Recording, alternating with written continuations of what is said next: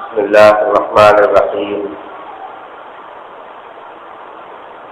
الحمد لله رب العالمين، والصلاة والسلام على سيد الأنبياء والمرسلين.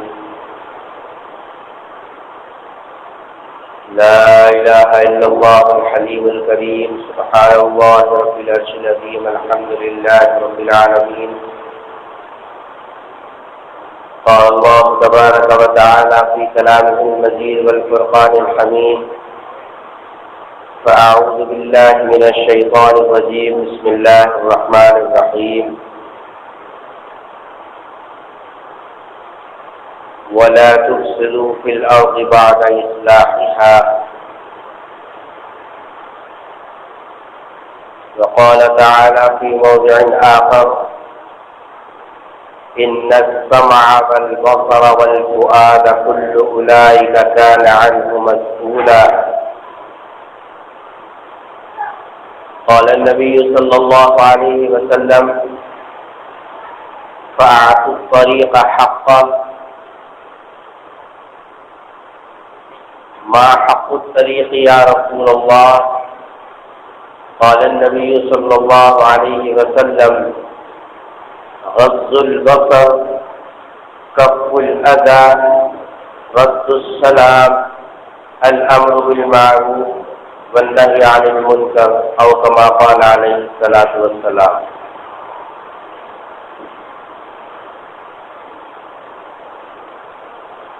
عزیزان مکرم،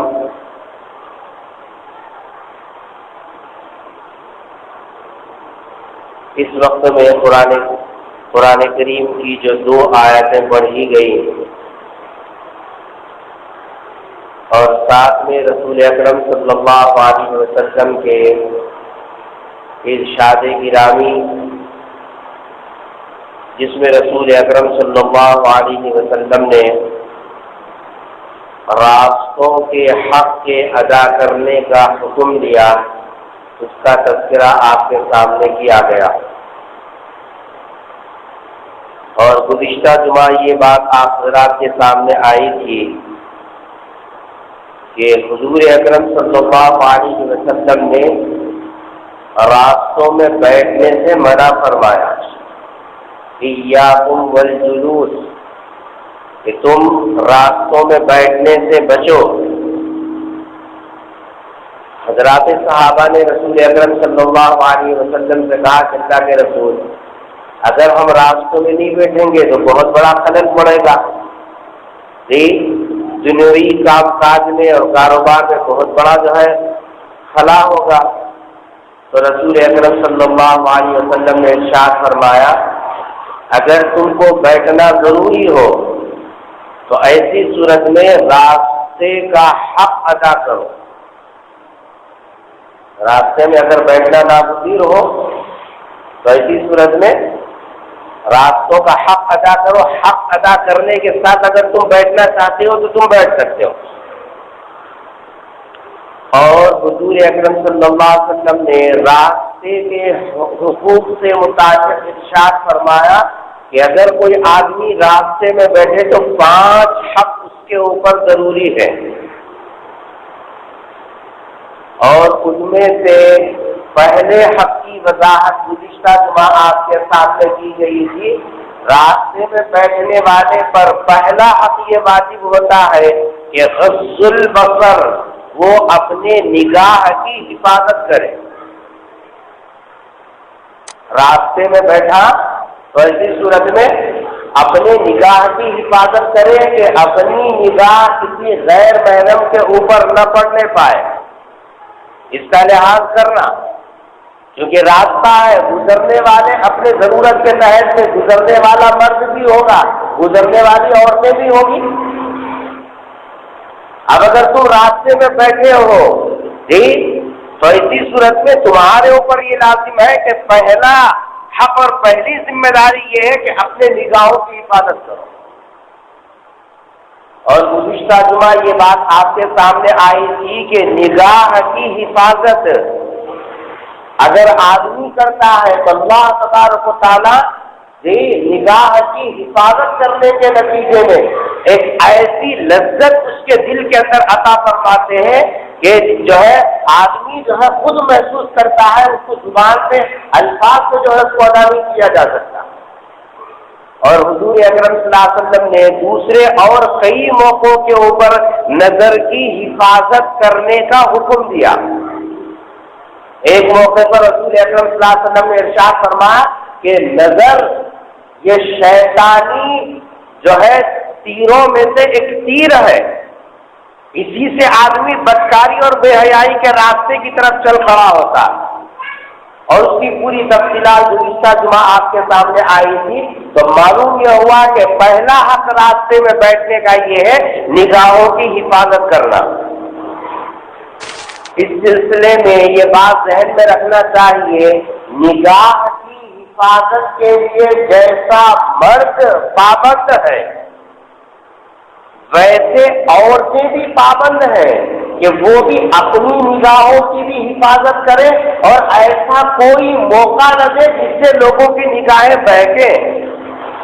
یہ دونوں باتیں الگ الگ ہیں۔ عام طور پر یہ سمجھا جاتا ہے کہ نگاہ کی حفاظت کا حکم صرف مرد کے لیے ہے۔ میں نے قرآن کریم کے سورہ نور کی وہ آیت گزشتہ جمعہ آپ کے سامنے رکھی تھی جس میں اللہ تبارک و تعالیٰ ارشاد فرما رہے قل للمؤمنین یغضوا من ابصارہم، ایمان والے مردوں کے لیے حکم یہ دیا گیا کہ وہ اپنی نگاہوں کو نیچی رکھے۔ تو اس میں صرف مرد نہیں، عورتیں یہ نہ سمجھے کہ جی صاحب عورتوں کو حکم نہیں ہے۔ قرآن کی اس آیت کے اگلے ٹکڑے کے اندر اللہ تبارک و تعالیٰ نے الگ سے عورتوں کو حکم دیا وَقُلْ لِلْمُؤْمِنَاتِ يَغْضُضْنَ مِنْ أَبْصَارِهِنَّ، جیسے پابند مرد ہے نگاہ کی حفاظت کرنے کے حکم میں، ویسے عورتوں کو بھی اللہ تبارک و تعالیٰ نے اس کی پابندی جو ہے پابندی کرنے کا حکم دیا کہ وہ بھی اپنی نگاہوں کی حفاظت کریں۔ عورتیں جہاں اپنے نگاہوں کی حفاظت کریں گی وہاں ان کے اوپر دوسری ذمہ داری یہ ہے کہ ایسا کوئی موقع نہ دے جس سے بدنگاہی کا موقع ملتا ہو۔ کیا مطلب؟ مطلب یہ ہے کہ عورتیں اگر بے ضرورت بغیر کسی ضرورت کے عورت اگر گھر سے باہر نکلے گی اور بے پردہ ہو کر باہر نکلے گی، ایک ظاہر بات ہے کہ یہ دوسروں کو موقع دینا ہے بدنگاہی کا۔ عورتوں پر جہاں اپنی نگاہوں کی حفاظت کی ذمہ داری ہے وہاں عورتوں پر دوہری ذمہ داری ہے، اور دوسری ذمہ داری یہ ہے کہ وہ کوئی ایسا موقع بھی نہیں دینا دوسروں کو کہ جس کی وجہ سے ان کی نگاہیں بہکیں۔ اب اگر عورت جو ہے دوسرے حکم کی پابندی نہیں کرتی، بے پردہ باہر نکلتی ہے، بے موقع باہر نکلتی ہے، بغیر ضرورت کے باہر نکلتی ہے، تو ظاہر بات ہے کہ اس کے اندر جیسے نکاح کرنے والا مرد جرم میں شامل ہے اور گناہ اس نے کیا تو جرم کے اندر یہ بھی تعاون کرنے والی ہوگی، یہ بھی گناہ کرنے والی ہوگی۔ اسی لیے ایک روایت کا خلاصہ یہ ہے کہ عورت جب بن سنور کر باہر نکلتی ہے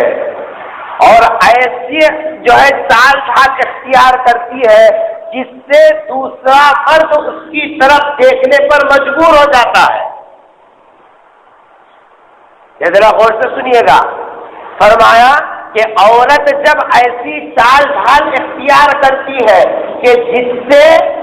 دوسرا مرد اس کی طرف دیکھنے پر مجبور ہو جاتا ہے، فرمایا کہ جتنے مردوں کی نگاہ اس کے اوپر پڑے گی راستے سے گزرتے ہوئے یا راستے میں بیٹھے ہوئے، جتنے مردوں کی نگاہ اس عورت کے اوپر پڑے گی اس عورت کے نام اعمال میں اتنے مردوں کے ساتھ بدکاری کا گناہ لکھا جائے گا۔ اب ظاہر بات ہے کہ عورت اگر بے پردہ نکلے، بے موقع نکلے اور بغیر ضرورت کے نکلے اور اس کی وجہ سے جتنے اس کی چال ڈھال کی وجہ سے، اس کے لباس کے طور طریقے سے، اس کے صاحب جو ہے بن ٹھہرنے کی وجہ سے اگر دوسروں کی نگاہیں بہک کر اس کے اوپر پڑیں گی تو جتنے مردوں کی نگاہیں پڑیں گی اتنے مردوں کے ساتھ بد کرداری کا گناہ اس کے نام اعمال میں لکھا جائے گا۔ اس لیے عورتوں پر دوہری ذمہ داری ہے مرد کے مقابلے میں کہ صاحب خود سے بھی بدنگاہی سے پرہیز کرے اور ساتھ میں کوئی ایسا موقع عورت نہ دے کہ جس کی وجہ سے صاحب دوسروں کے لیے گناہ کا دروازہ کھلتا ہے۔ اس لیے مردوں پر لازم ہے کہ اپنی گھر کی عورتوں کو پابند کرے کہ وہ بغیر ضرورت گھر سے باہر نہ نکلے۔ اب آپ دیکھ لیجئے کہ صاحب جو ہے ایک طرف سے لے کر دوسرے کونے تک چل کے جائیے، گھر کے اندر کام نہیں ہے تو سب چوکٹوں میں بیٹھی ہوئی ہے۔ ارے گھر کی عورت تو اندر رہنے کی چیز ہے، وہ باہر کیوں بیٹھی ہے؟ نہ مرد کو اس کی فکر، نہ باخیرت کی صاحب گھر کے ذمہ داروں کو اس کی فکر۔ اب ظاہر بات ہے کہ گھر کی چوکٹ میں بیٹھے گی، راستے سے گزرنے والے مردوں کی نگاہ پڑے گی کہ نہیں پڑے گی؟ لازمی بات ہے۔ اب راستہ گزرتے ہوئے لوگوں کی جب نگاہ پڑے گی تو ایسی صورت میں یہ عورت اپنی ایک ذمہ داری کا دونوں ذمہ داریاں کھو دیا۔ تم باہر نہ نکلتی تو یہ مردوں کے لیے گناہ کا دروازہ نہ کھلتا۔ اس لیے مردوں کے لیے جہاں پابندی ہے کہ وہ اپنے نگاہ کی حفاظت کرے، وہیں عورتوں کے اوپر بھی ذمہ داری ہے کہ اپنے نگاہ کی حفاظت کے ساتھ ساتھ عورتیں بے موقع گھر سے باہر نہ نکلے۔ ہاں موقع ہو، ضرورت ہو، بوقت ضرورت بقدر ضرورت، یہ شریعت کا اصول ہے۔ بوقت ضرورت، جب اس کی ضرورت باہر نکلنا ہو اس کے بغیر کام نہ چلے، اور جو ہے بقدر ضرورت، جتنی ضرورت کا وقت ہے 1 گھنٹے کا، 15 منٹ کا، آدھے گھنٹے کا، جتنی دیر تک کا اس کا کام ہے اتنی دیر تک کے بعد بوقت ضرورت بقدر ضرورت نکلنے کی اجازت ہے۔ ایسی کوئی شریعت کے اندر اتنی سختی بھی نہیں ہے کہ عورت چوکٹ سے باہر نکل ہی نہیں سکتی، ایسی پابندی بھی نہیں ہے۔ ضرورت ہو تو باہر ضرور نکلے، لیکن کوئی ایسا موقع نہ دے جس سے جو ہے دوسروں کے لیے گناہ کا دروازہ کھلتا۔ تو یہ راستے کا پہلا حق ہے۔ رسول اکرم صلی اللہ علیہ وسلم نے ارشاد فرمایا، راستے کا پہلا حق یہ ہے کہ غض البصر، نگاہ کی حفاظت کرنا۔ حضور اکرم صلی اللہ علیہ وسلم نے راستے کا دوسرا حق ارشاد فرمایا کہ جو لوگ راستوں میں بیٹھنا اور رہنا چاہتے ہیں اور ان کے لیے ناگزیر ہے، اس کے بغیر ان کے کاروبار میں حرج ہوتا ہے، ان کے دیسا معاملات جو ہے صحیح طور پر ادا نہیں ہوتے، تو ان کے لیے حضور اکرم صلی اللہ علیہ وسلم نے دوسرا ادب یہ بتایا، کف الاذی، راستے میں اگر تم بیٹھو تو ایسی صورت میں تمہاری ذمہ داری یہ ہے کہ راستے میں تکلیف دینے والی چیز اگر نظر آ جائے تو اس کو ہٹا دو۔ کیا حکم ہے؟ دوسرا حق یہ ہے راستے کا کہ راستے میں اگر تکلیف دینے والی چیز ہو تو اس کو کیا کرو؟ ہٹا دو۔ کانٹا نظر آ جائے، کانچ نظر آ جائے، اینٹ نظر آ جائے، پتھر نظر آئے، جو راستہ چلنے والوں کے لیے تکلیف کا ذریعہ بنتا ہو، درخت ہے اس کی شاخ اس طریقے سے جھکی ہوئی ہے کہ راستہ چلنے والے کو زخمی کر سکتی ہے، تو فرمایا کہ ایسی چیزیں اگر نظر آ جائیں، سرکار عالم صلی اللہ علیہ وسلم ارشاد فرما رہے کہ ایسی صورت میں تمہارا فرض یہ بنتا ہے کہ ان چیزوں کو وہاں سے ہٹا دو۔ یہ مسلمانوں کی شان ہے اور اسلامی تعلیمات کا خلاصہ۔ اس سے دوسروں کو تکلیف سے بچانا، مقصود کیا ہے؟ دوسروں کو تکلیف دینے والی چیزوں سے بچانا، یہ مسلمان کا فرض ہے۔ حکم تو یہ تھا کہ تکلیف دینے والی چیز اگر راستے میں نظر آئے، راستے میں نظر آئے، لفظ پر غور کریں، راستے میں کوئی دوسرے صاحب ڈالے، آپ کو دکھائی دیا تو آپ کا فرض کیا ہے؟ اس کو ہٹانا۔ یہاں معاملہ کیا ہے؟ دوسرا تو کیا ڈالتا؟ خود باقی صاحب گندگی لا کر اور تکلیف دینے والی چیزیں سب لا کر کہاں ڈالے گا؟ اور راستے میں لا کے ڈالے گا۔ مثلا اس وقت میں ہمارے ماحول کے اندر راستے کے حقوق سے متعلق اس درجہ لاپرواہی نظر آتی ہے کہ لوگ یہ سمجھتے ہیں کہ دین صرف نماز روزے کا نام ہے، حالانکہ معاشرت کے جو آداب ہے ان کی رعایت کرنا بھی دین کا حصہ ہے، ان کی رعایت کرنا بھی مسلمان کے اوپر ایسے ہی لازم ہے جیسے عبادات کے شعبے میں نماز کا ادا کرنا اس پر لازم، روزے کا رکھنا اس کے اوپر لازم، عبادات کا ادا کرنا جیسے اس کے اوپر لازم، معاشرت کے آداب کا پاس و لحاظ کرنا بھی اس کے اوپر لازم۔ مثلا راستے کا حق یہ ہے کہ آج کل دیکھیے پارکنگ کا مسئلہ ہے، گاڑی لا کے ایسا کھڑا کر دیے کہ گزرنے والوں کے لیے وہ تکلیف کا ذریعہ بن گیا۔ آپ بولے کہ صاحب میرا گھر ہے، میرا گھر کے سامنے کا حصہ ہے، میں جیسے چاہے گاڑی رکھتا ہوں،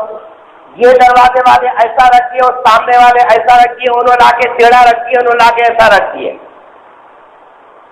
اب گزرنے والا کیسا گزرے گا؟ وہ بیچارہ ہارن پہ ہارن بجا رہا، کوئی سننے والا نہیں۔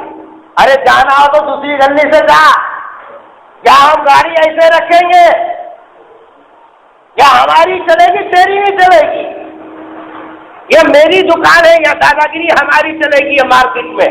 ہم گاڑی ایسے رکھیں گے، تجھے جانا ہو تو دوسرے راستے جا، ہم ہٹانے والے نہیں ہیں۔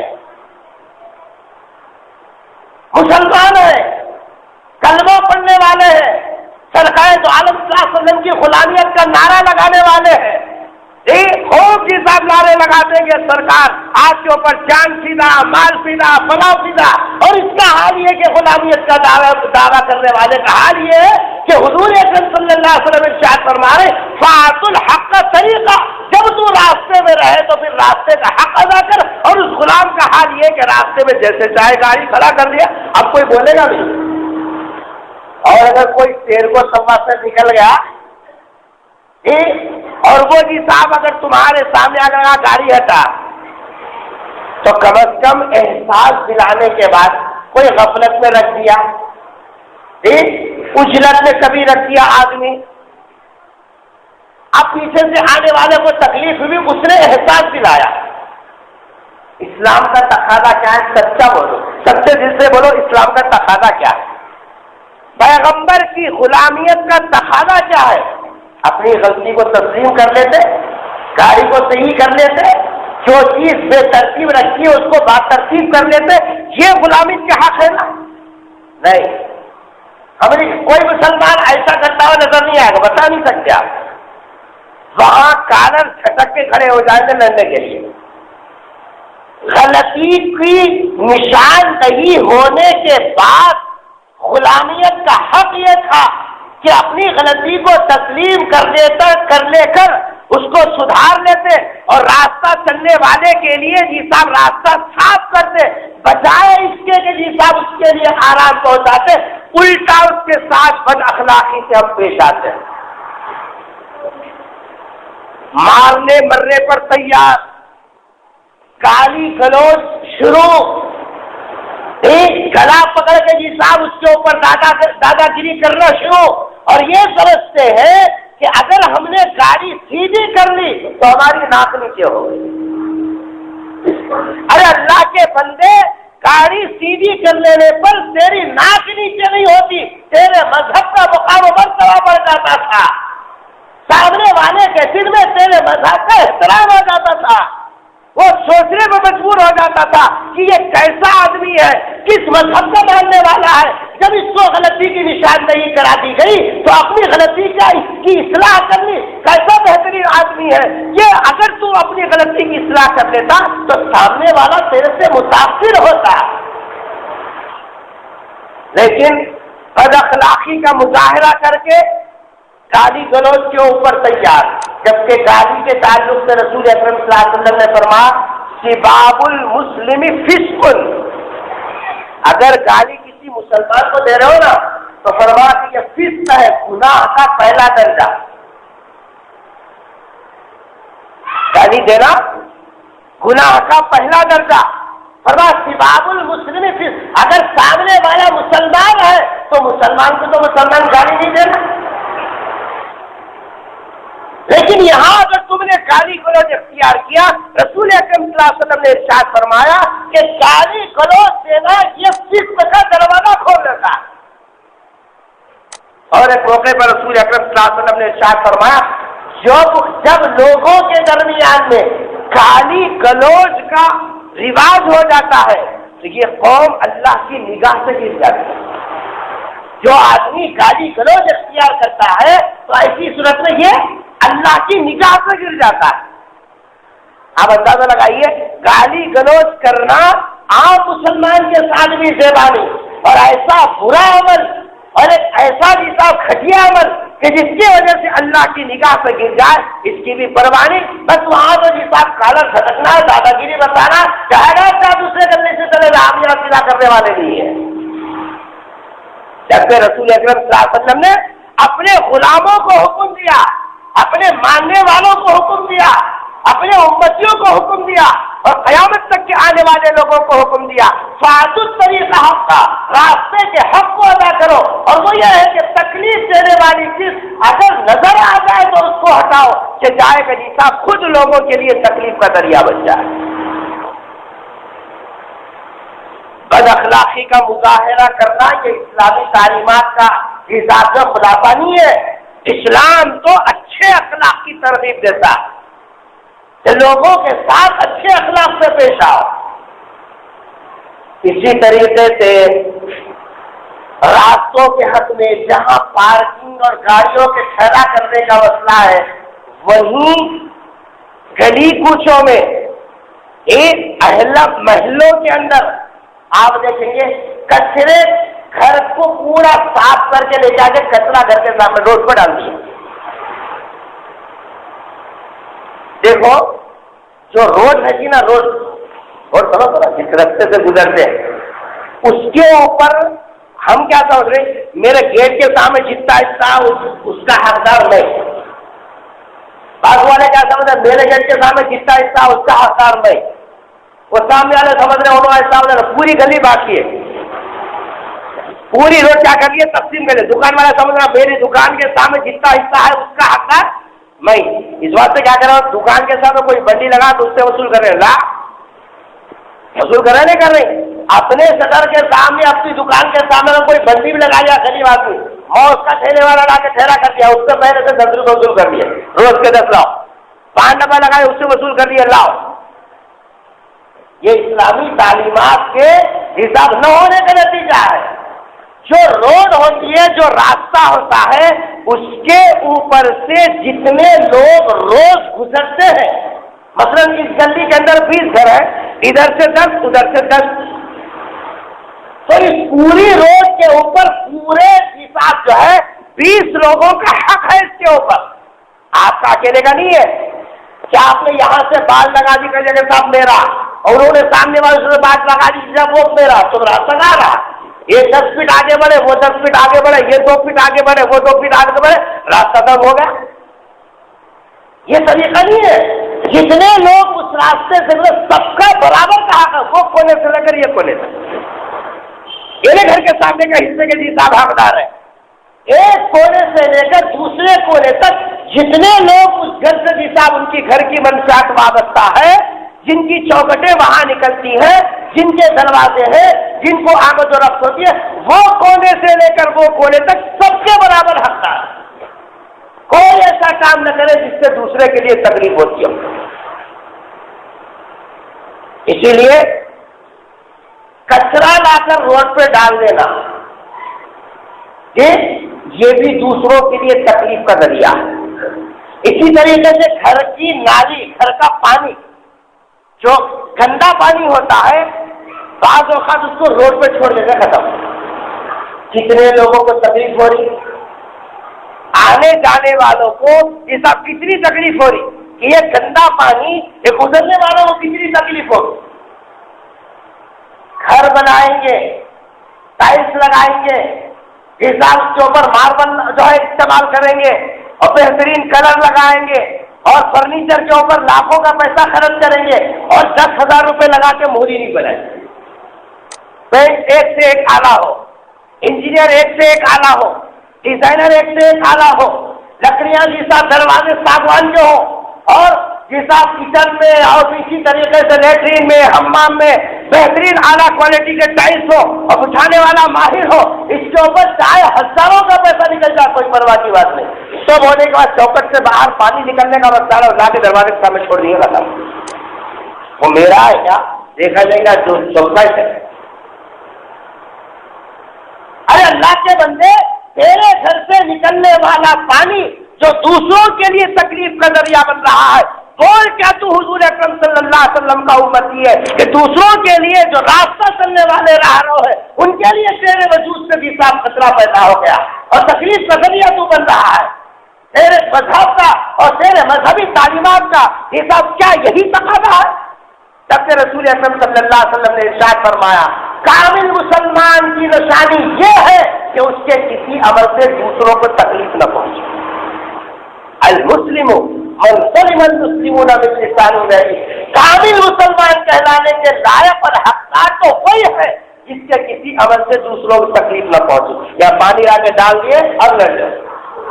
نمازی گزر رہے ہیں، جی صاحب جو ہے گنی والے گزر رہے ہیں، چھینٹے پڑ رہے ہیں، سب پڑھنے کو اپنے پیسہ.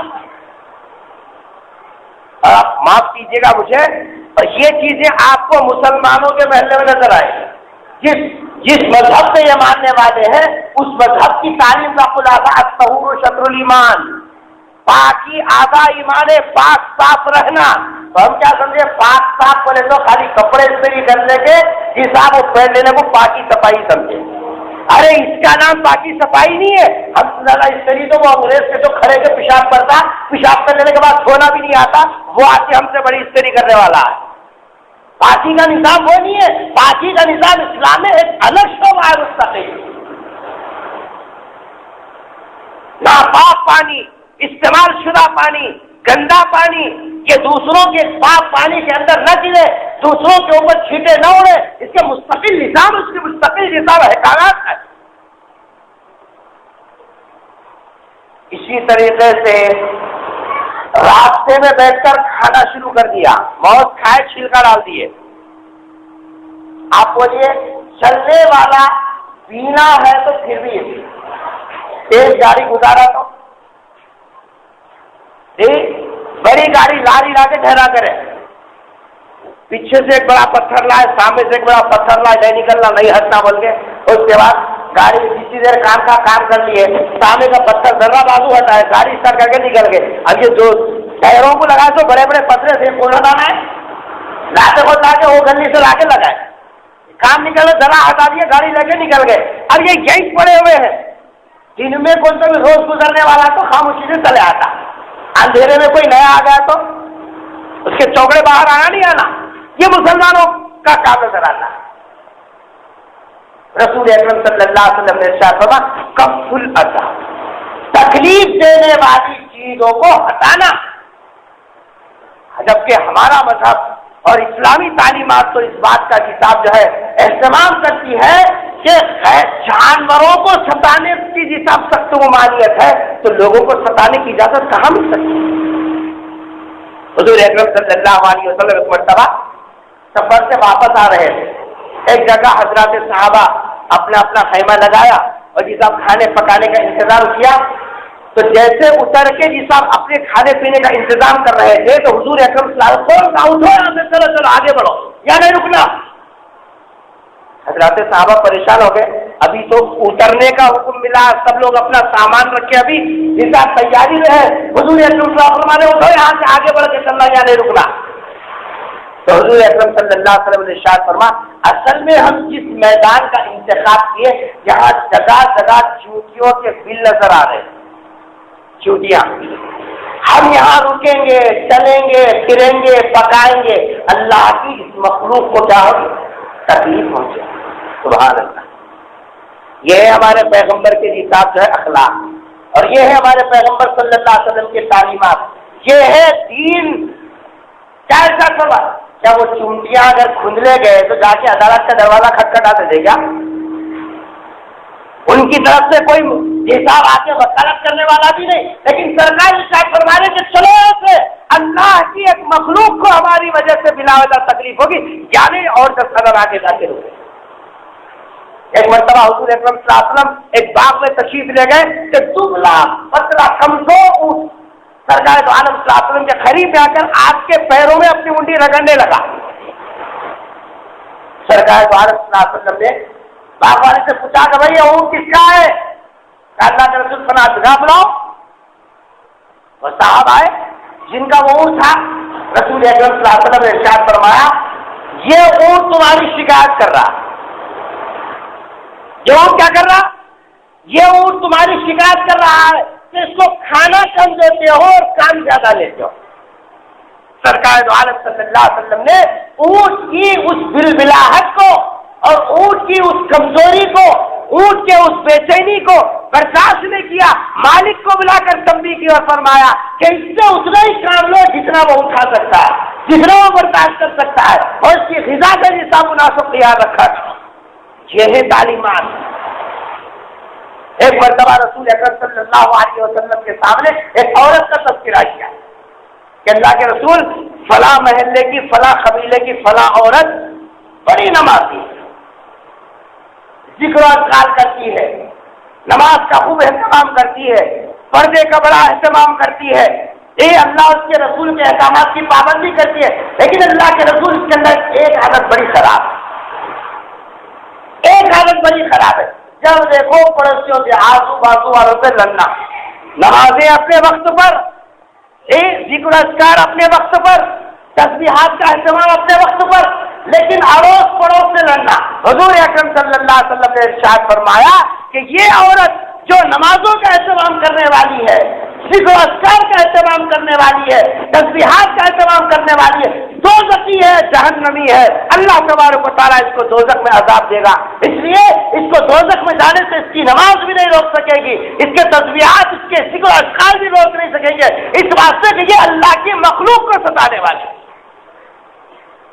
اور ایک حدیث میں رسول اکرم صلی اللہ علیہ وسلم نے ایک ایسے قصہ ہے، اس عورت کا تذکرہ کیا گیا اور کہا کہ اللہ کے رسول یہ عورت نمازوں کا اہتمام تو کرتی ہے، لیکن یہ عورت نے ایک بلی پالی، بلی پالی، اس بلی کو خطاب نہیں دیتی، باندھ کے رکھی بس قدم۔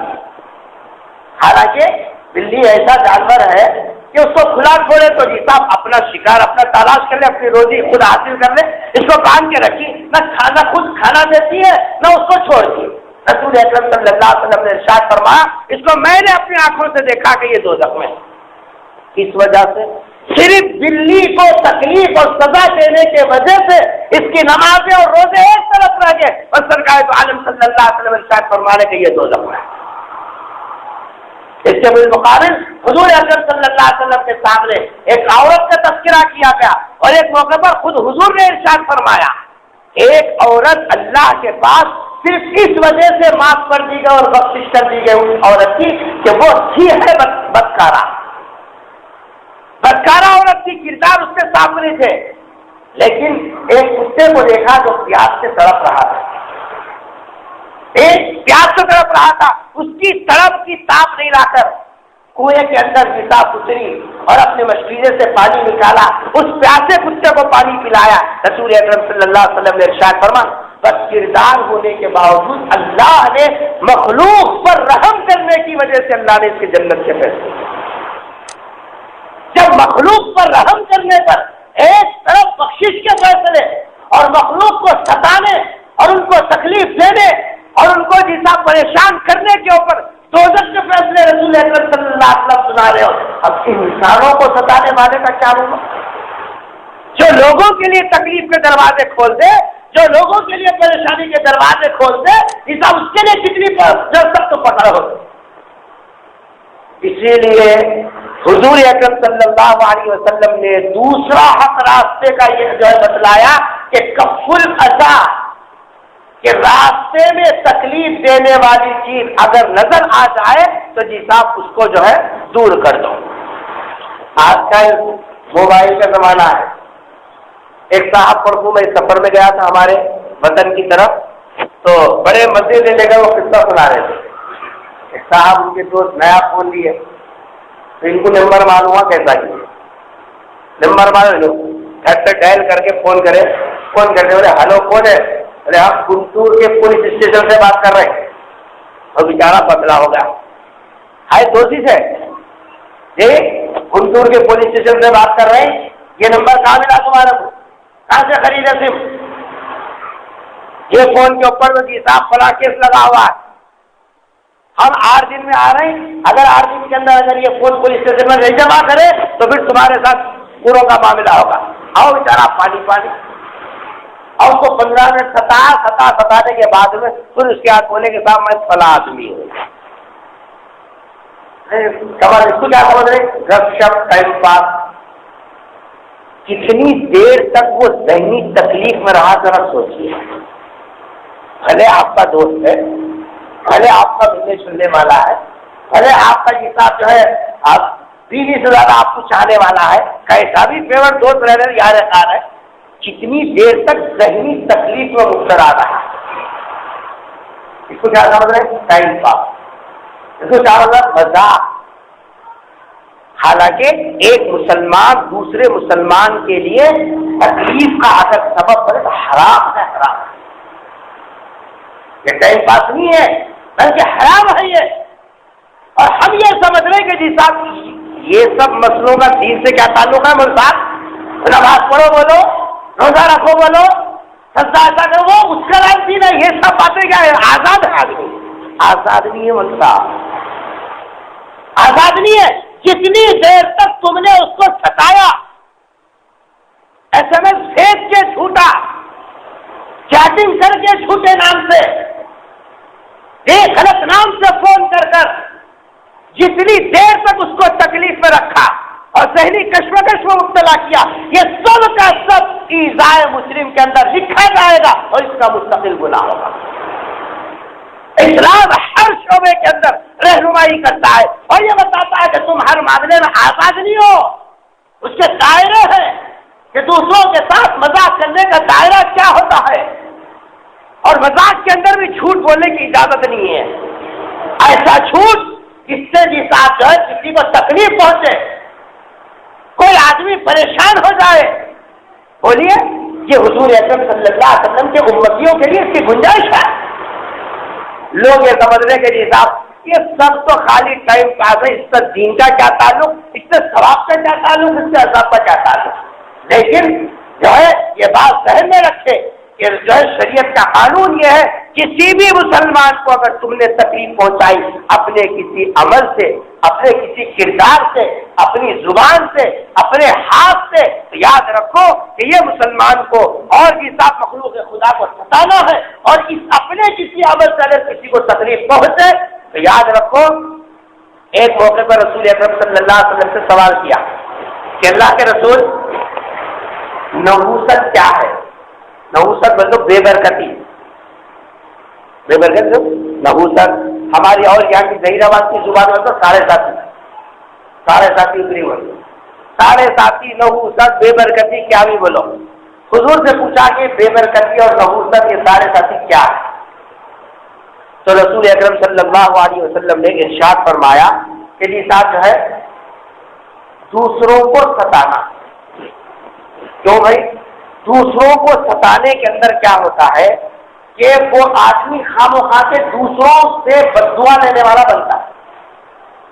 دوسروں سے بددعا پل آ گیا رستہ بند کر دیا اب رات کے 12 بجے اب تم تو ہے نا سامنے دعا کو بولنے کے واسطے اب ان کیا کرتا کیا کھوپڑی ہے میں لوگوں کی دوسروں کا خیال کرے نہیں کرے اب انہیں جتنا بڑبڑائیں گا جتنے بھی ساتھ جو ہے الفاظ بددعا کے بولیں گا وہ خالی جاتے ہیں کیا خالی نہیں جاتے اچھا دوسروں کی بددعا لیا تو اب اس کے اندر برکت کہاں سے رہی اس کے اندر برکت کہاں سے رہی ہم سمجھ رہے ہیں کہ جی ساتھ جو ہے ملا کو خالی زبان دے دیا اگربتیاں دے دیے ناریل دے دو برکت آ گئی ارے برکت جہاں جو ہے دوسرے اعمال سے آتی ہے وہاں برکت کے اندر اس کا بھی نقل ہے کہ دوسروں سے بددعا بھی لے لے کوئی ایسا کام نہ کرے کہ جس سے لوگ تمہارے حق میں برے الفاظ استعمال کریں ایک موقع پر رسول اکرم صلی اللہ علیہ وسلم نے ارشاد فرمایا سب کے لیے توبہ ہے، لیکن بد اخلاقی کے لیے توبہ نہیں ہے۔ محدثین نے لکھا کہ ایسا کیوں؟ اس واسطے کہ اخلاق کا تعلق حقوق العباد سے ہے۔ اخلاق کا تعلق حقوق العباد سے ہے۔ جب حقوق العباد بندے کا حق تم نے دبا دیا، یہ جب تک انہیں معاف نہیں کریں گا اس کی توبہ قبول نہیں ہوگی۔ پیسے چرانے کا اللہ معاف کر ہوتا، پیسے واپس کرنا، اس کی غیبت کرے اللہ معاف کرے وہ تو نہیں، جس کی غیبت کی انہیں معاف کرنا، جس کے تعلق سے حساب غیر غلط الفاظ بولے، انہیں بد کردار ہے، انہیں وہاں گیا تھا، یہاں گیا تھا بولے، بغیر دیکھے بغیر تحقیق کے، اور بولے تو بولے ابھی اللہ اللہ بولے نہیں، یہ اللہ سے معاف نہیں ہوتا۔ جس کے تعلق سے تم نے الزام لگایا، بہتان لگایا، غیر غلط الفاظ استعمال کیے، اس سے جا کے براہ راست معافی چاہیے۔ اس لیے حضرت تھانوی نور اللہ مرقدہ اپنے ان کے مریدین میں سے اگر کوئی شکایت آتی فلاں مرید نماز نہیں پڑھا، تو حضرت فرماتے ہیں میرے کو قلبی تکلیف تو ہوتی تھی کہ بھائی ایسے ماحول میں رہ کے بھی نماز نہیں پڑھتا، لیکن کچھ بولتے نہیں۔ لیکن جب حضرت کو یہ اطلاع ملتی کہ یہ بندوں کے حق میں اونچ نیچ کیا، کسی کو ستایا، کسی کے لیے تکلیف کا ذریعہ بنا، تو حضرت کون ڈالتے تھے اس سے؟ یہ کیا ہے؟ یہ ہے کہ جی صاحب اسلامی تعلیمات صرف نماز روزے کا نام نہیں ہے، بلکہ اپنے سے کسی کو تکلیف نہ پہنچے، کسی کو جی صاحب جو ہے ہمارے عمل سے، ہمارے کردار سے، ہمارے اخلاق سے، ہمارے بول سے دوسروں کو تکلیف نہ پہنچے، اس کی فکر کرنا یہ بھی دین ہے۔ اور اس سلسلے میں جتنی آدمی تکلیف برداشت کرے گا اللہ تبارک و تعالیٰ اس کو برابر اس کے اوپر ثواب دے گا۔ تو رسول اکرم صلی اللہ علیہ وسلم نے راستے کا دوسرا حق کیا بتلایا؟ کف الاذی، تکلیف دینے والی چیز اگر نظر آ جائے تو اس کو راستے سے ہٹا دینا، کچرا لا کر ڈالنا، جیسا جو موری کا پانی چھوڑ دینا، جیسا موت کھا کے ایسی چیزیں ڈالنا جس سے راہروں کو تکلیف ہو، پتھر گاڑی کو لگا دے کر جیسا وہیں چھوڑ کے چلے جانا، کانچ کا شیشہ وغیرہ لا کر ڈالنا، یہ سب چیزیں ایسی ہیں جو راستہ چلنے والے کو تکلیف دینے والی ہے۔ جیسا ایسے کاموں سے بچنا بھی اسلامی پہچان ہے۔ جب ہم جو ہے لوگ اس سے بچیں گے تو دنیا والے دیکھیں گے کہ واقعی مسلمان ہے۔ آج اس مذہب کے اوپر دہشت گرد ہونے کی حساب باتیں کہی جا رہی ہیں، جس مذہب کی تعلیمات میں کاٹا اور کانچ اٹھانے پر ثواب بتایا گیا، یہ مذہب اسلام ہے۔ آج مذہب اسلام کو پوری دنیا کے اندر سب سے بڑا دہشت گرد اگر کوئی مذہب ہے تو وہ اسلام ہے بتا رہے، اور یہ کرے کہ جو مسلمان ہے وہ سب سے بڑا دہشت گرد ہے۔ حالانکہ مسلمان دہشت گرد تو کیا ہوتا، اس کی تعلیم کے اندر تو کاٹے کو ڈالنے کو بھی ساتھ جو ہے پابندی لگائی گئی، اور راستے کو جی صاحب جو ہے صاف رکھنے کا اس کو حکم دیا گیا۔ کوئی ایسا عمل کرنے کے جی صاحب اس کی ہمت افزائی نہیں کی گئی جس سے مخلوق خدا کو تکلیف پہنچتی ہو۔ جو مذہب چونٹیوں کے تکلیف کو جی صاحب احساس کرتا ہو وہ مذہب کہاں سے دہشت گردی سکھلاتا؟ اس لیے یہ ہمارا فرض ہے کہ ہم ماحول میں، معاشرے میں ایسی فضا قائم کریں ہماری ذات سے کسی کو تکلیف نہ پہنچے، ہماری ذات سے کسی کو تکلیف نہ پہنچے، ہم اپنی ذات سے دوسروں کے لیے حساب آرام کا، سکون کا حساب جو ہے ذریعہ بن جائے۔ ہر آدمی اگر اس کی کوشش کرے گا تو بولو گلیوں میں جھگڑے ہوتے، لڑائی جھگڑے ہوتے؟ کوئی لڑائی جھگڑے نہیں ہوتے، بلکہ سکون اور حساب چین ہر جگہ نظر آئے گا۔ قرآن کی اور حدیث کے تعلیمات کو ٹھکرانے اور اس کو عمل نہ کرنے کے نتیجے میں آج ہر جگہ کی سب لڑائی جھگڑے نظر آ رہے، اور خصوصیت کے ساتھ بازاروں میں جو فسادات اور حساب جو ایک دوسرے کے دل کے اندر جو قدورت اور میں نظر آ رہی ہے وہ یہ ہے کہ ہم راستے کا حق ادا نہیں کرتے۔ دعا فرمائیے اللہ تبارک و تعالیٰ ہم سب مسلمانوں کو اسلامی تعلیمات پر عمل پیرا ہونے کی توفیق نصیب فرمائے اور راستوں کا حق ادا کرنے کی توفیق نصیب فرمائے، اسلامی احکامات کے اوپر مر مٹے اور رسول اکرم صلی اللہ علیہ وسلم کے ارشادات کو جان جان کر عمل کرنے کی توفیق نصیب فرمائے۔ اے اللہ اب تک جو کچھ لاحقی میں ہوا تو اپنے فضل سے معاف فرما دے۔ اے اللہ آئندہ جو زندگی ہے تیرے احکامات کے اوپر صحیح سے جو ہے توفیق کرنے کی توفیق نصیب فرما۔ واخر الحمدللہ رب العالمین۔